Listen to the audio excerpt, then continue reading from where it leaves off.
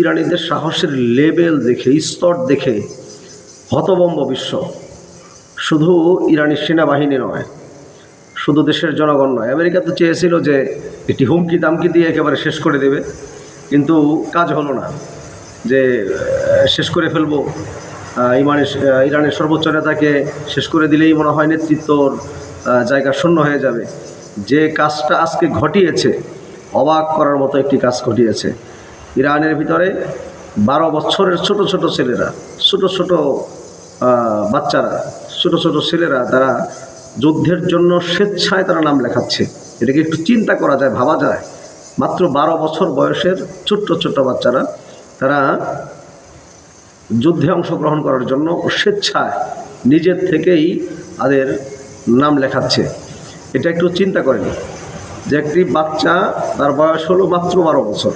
এই 12 বছরের বয়সের একটি বাচ্চা আমেরিকা এবং তাদের সহযোগী, তাদের দোসরদের বিপক্ষে যুদ্ধ করার জন্য তারা যুদ্ধের ময়দানে এসে স্বেচ্ছায় তাদের নাম লেখাচ্ছে।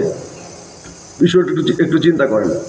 এবং তারা চেয়েছিল যে ইরানের ভিতরে জনগণকে একটু খেপিয়ে তুললে পরে মনে হয় ইরানের সরকার শেষ হয়ে যাবে, ইরানের শাসন ব্যবস্থা ধ্বংস হয়ে যাবে, আর আমেরিকা এসে এখানে নাক গলাবে।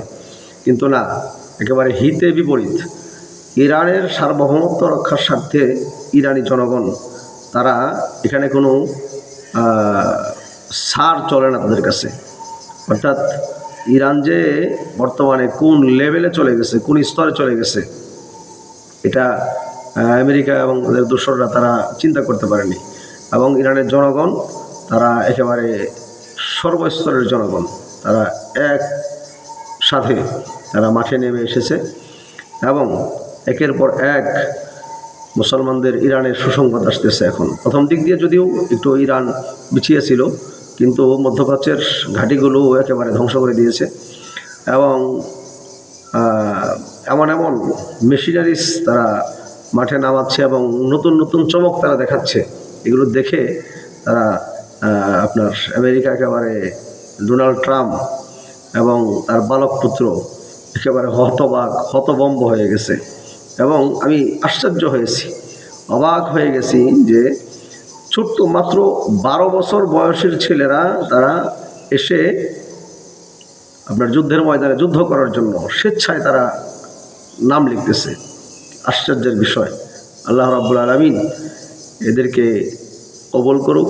এবং যারা রয়েছে তারা জীবনের কোনো পরোয়া করে না, জীবনের কোনো মায়া করে না, জীবনের কোনো চিন্তা করে না।